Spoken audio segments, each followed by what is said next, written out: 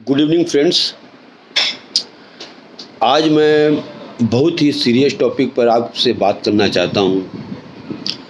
पुराने काल में हम लोगों ने सुना था कि चंद्रगुप्त के राजा बनाने में चाणक्य का नाम आता है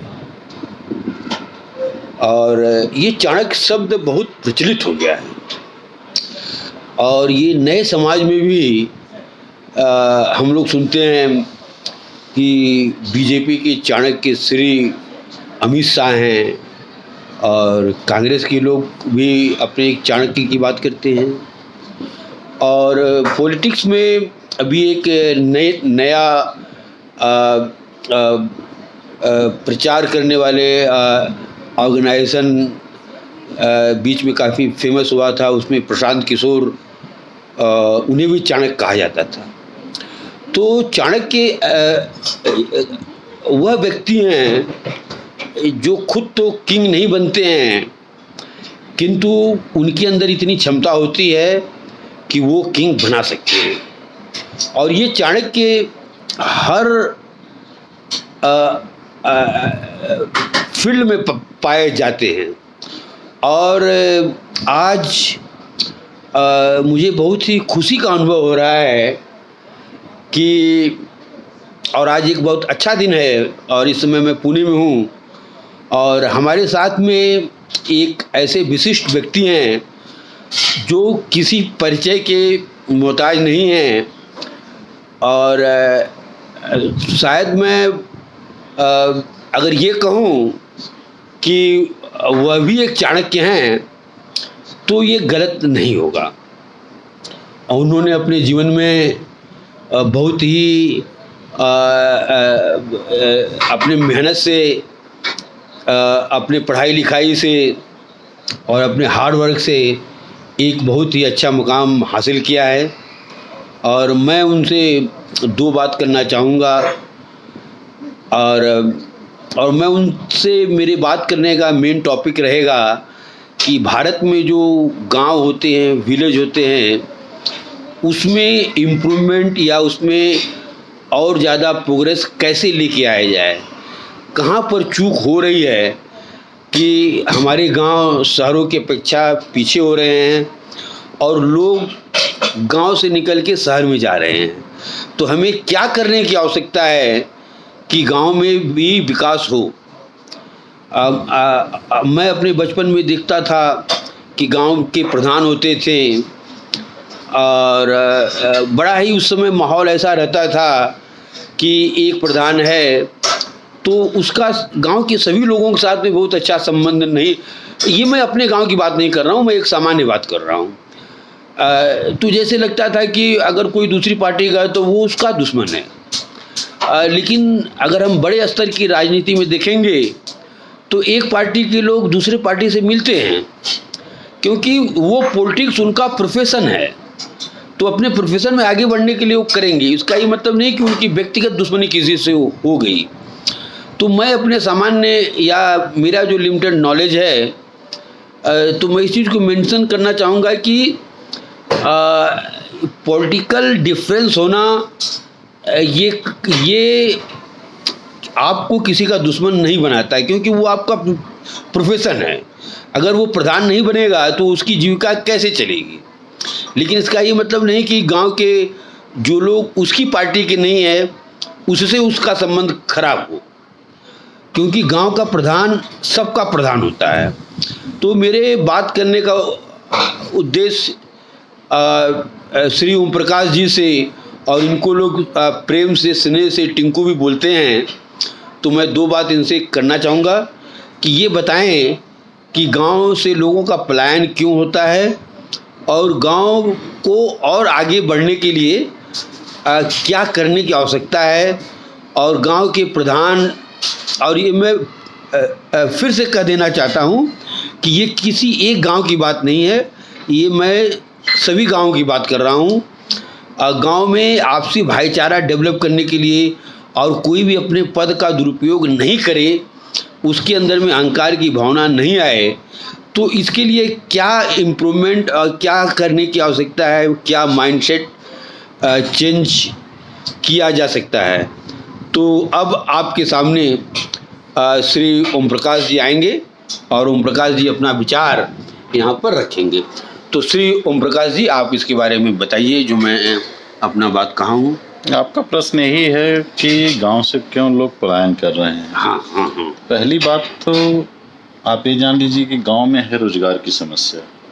मूल कारण वो है जिसकी वजह से लोग कर रहे हैं पलायन। हाँ। क्योंकि रोजगार ही नहीं रहेगा तो लोगों का जीविका कैसे चलेगा। बिल्कुल सही बात है। प्रधानी की बात जो रह गई, पहले प्रधानी का कोई खास अलग मतलब रहता था। एक प्रधान चुना जाता था तो उसको पूरा ग्रामीणवासी पूरा मानते थे, उसका पालन करते थे हर एक बात का। अब जलनशीलता बहुत ज़्यादा हो चुकी है, प्रधानी को लेकर दुश्मनियाँ होती हैं, गोली बंदूक तक चलते हैं। अब ये सेवा का भाव नहीं, जीविका का भाव हो गया है। लोग इसको अपना बिजनेस बना लिए हैं। उस सेवा का भाव नहीं रह गया कि नहीं हम गाँव में सेवा करेंगे, गाँव की पदोन्नति करेंगे। अब ये होता है कि हम इसको चुनाव को जीतेंगे, पहले हमारा जो खर्च हो रहा है उसको निकालना है, फिर अगले चुनाव की भी हमें तैयारी करनी है। तो इस तरह से अब वो व्यापार टाइप का हो गया। व्यापार होने की वजह से ही लोगों को अब पहले से ज़्यादा पैसे आने लगे, स्रोत बढ़ गया है। तो इसका भी कारण बन चुका है लोगों को कि पैसे में कमाने हैं। लेकिन कोई भी प्रधान बने, चाहे विधायक बने, चाहे मंत्री बने, जिसके वजह से बनता है उसका पहले प्राथमिकता पे ध्यान देना चाहिए, क्योंकि उसकी वजह से हुआ है, किसी और की वजह से। हमारे लिए जनता जो है, जनता जनार्दन ही हमारा सब कुछ है। हाँ। इस तरह से उस आदमी को सोच करके समाज का सेवा करना चाहिए। और क्या आप ऐसा कहना चाहेंगे कि अगर कोई प्रधान बन जाता है तो उसके व्यवहार में कुछ परिवर्तन, या प्रधान बनने के पहले वो अच्छा रहता है या प्रधान बनने के बाद में उसके व्यवहार में कुछ परिवर्तन आता है, क्या ऐसा भी देखा गया है क्या? देखा। और यहाँ मैं फिर से एक बार फिर से अपने समाज में 99% बदलाव आ ही जाता है।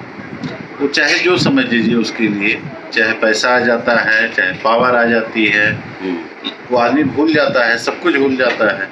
लेकिन समय करवट जरूर लेती है। बहुत बड़े बड़े सत्ताधारी चले गए, ये तो जनता जनार्दन का चुनाव है, आता और जाता रहता है। सत्ता किसी की जागीर है नहीं कि जो परमानेंट बनी रहेगी। आज हमारे हाथ में है, कल किसी और के हाथ में होगी, परसों किसी और के हाथ में होगी। लेकिन हमें जो बनाया है, हमें जो जिस मुकाम पे पहुंचाया है, उसका सर्वप्रथम हमें ध्यान रखते हुए काम करना चाहिए। और पहली बात कि हमें ये देखना चाहिए कि हमें कौन वोट दिया नहीं दिया, वो अलग मैटर होता है। गांव में मेरे प्रति या समाज में या क्षेत्र में कोई चीज़ ऐसा गलत ना हो कि जिंदगी भर के लिए ये लिख दिया जाए कि आपके प्रधानी में, आपके इस टाइम में ये हमारे साथ ऐसा हुआ। इस वजह से इस चीज़ का बहुत विशेष ध्यान देना चाहिए। बहुत बहुत धन्यवाद ओम प्रकाश जी, आपने अपने विचारों को रखा। और एक बार मैं पुनः अपने ब्लॉग और अपने वीडियो के माध्यम से इस बात को रीइटरेट करना चाहता हूँ कि मेरा ये मैसेज किसी एक पर्टिकुलर गांव या किसी एक पर्टिकुलर प्रधान के लिए नहीं था। यह एक सामान्य मैसेज था। यह एक सामान्य मैसेज है कि गांव का विकास कैसे हो और what is the ideal way to handle that position. तो इसलिए मेरी हाथ जोड़ के विनती है कि कोई भी इसे व्यक्तिगत न ले, इसको पॉजिटिव सेंस में लिया जाए। और ये सत्ता, ये पावर किसी की नहीं हुई है।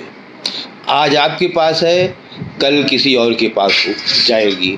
तो इसलिए ईश्वर ने अगर आपको वो शक्ति दी है तो उसका सदुपयोग करिए, ताकि आने वाले समय में आपकी अंतरात्मा आपको यह नहीं कहे कि हमें जो करना चाहिए था वो हमने नहीं किया।